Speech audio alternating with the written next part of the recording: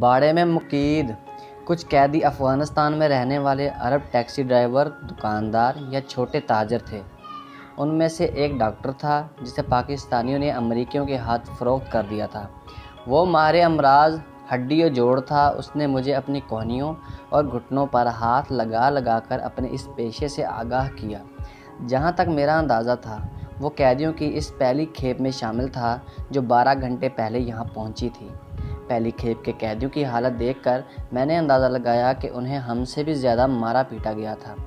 بعد ازاں گوانتانامو میں میری اس ڈاکٹر سے ملاقات ہوئی اور ہم دونوں کے درمیان اکثر بات چیت بھی ہوتی رہتی۔ میں نے اس سے بہت سے سوال پوچھے جن میں سے کچھ طب کے متعلق بھی تھے۔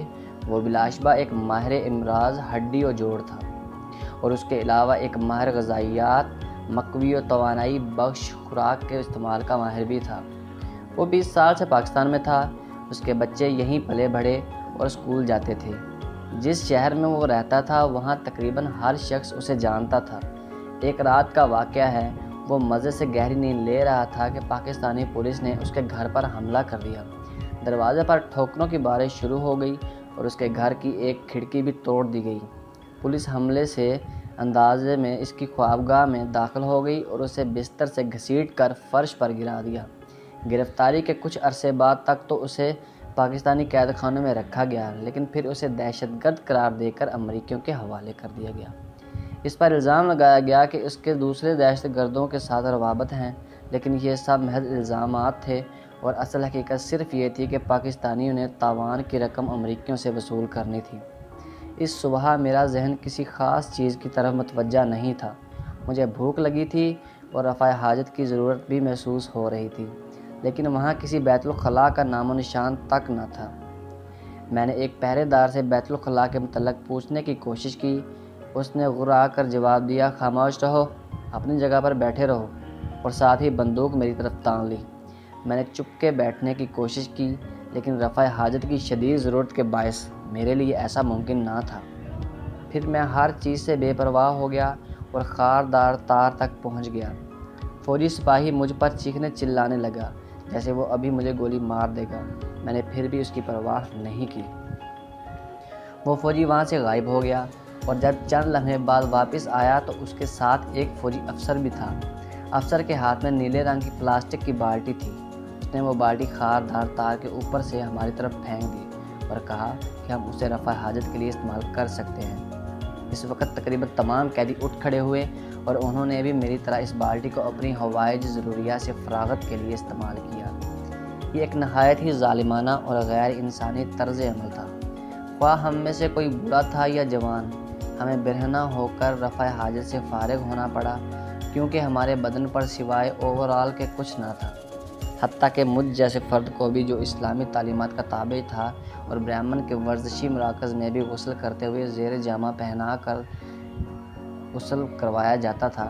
خواتین پہرے دار بھی ہمارے باڑے کی نگرانی پر مامور تھیں۔ ان کی موجودگی میں یہ سب کچھ انتہائی شرمناک تھا۔ سورج غروب ہوتے ہی سپاہی آتے اور 10 کی تعداد میں ہمیں اپنے ساتھ لے جاتے۔ تقریباً 1 گھنٹے بعد وہ مشین گنیں لہراتے ہوئے آتے اور یہ تمام عمل دہراتے۔ ہم ایک ایک کر کے اٹھ کھڑے ہوتے اور خاردار تار کی طرف چل دیے جاتے۔ ہمارے ہاتھ اور پاؤں بندھے ہوتے اور وہ ہمیں اس جگہ لے جاتے جہاں ہوائی جہاز کھڑے ہوتے تھے۔ اس وقت یہ جگہ خالی تھی۔ ہمیں ریوڑ کی شکل میں لوہے کی چادروں کے درمیان خالی جگہ کی طرف ہانکا جاتا اور زمین پر لٹا دیا جاتا۔ ہمارے باڑے کے مانند یہ زمین بھی ریتلی، چٹانی اور یخ بستہ تھی۔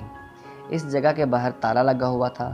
پھر ہم میں سے ہر قیدی کو پلاسٹک کے ایک ڈبے میں تیار شدہ کھانا ملتا جو خاردار تار کے اوپر سے ہماری طرف پھینک دیا جاتا۔ ڈبے پر درج اعداد و شمار کے مطابق یہ کھانا تقریباً 2000 کیلوریز پر مشتمل ہوتا۔ عام طور پر کھانے کے لیے ہمیں باریک دھاتی کاغذ میں بند آلو یا چاول، گوشت یا مرغی، کچھ سبزیاں، پڈنگ، دلیا اور کوئی میٹھی چیز دی جاتی تھی۔ کانٹے، چمچے اور چھریاں پلاسٹک کے تھے۔ کھانا گرم کرنے کے لیے ایک چھوٹا سا برقی چولہا بھی تھا جس میں شعلہ نہیں جلتا تھا۔ تیار شدہ کھانے کے ڈبوں کی تعداد 1 سے لے کر 30 تک ہوتی تھی۔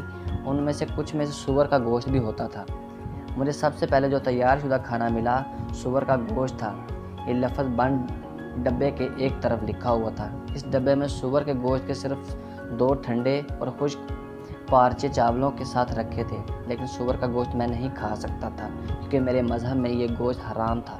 اس لیے میں نے کھانے کے لیے کوئی اور چیز تلاش کرنے کی کوشش کی۔ میں اٹھ کر خاردار تار کے پاس گیا اور ایک فوجی سے بات کرنا چاہی۔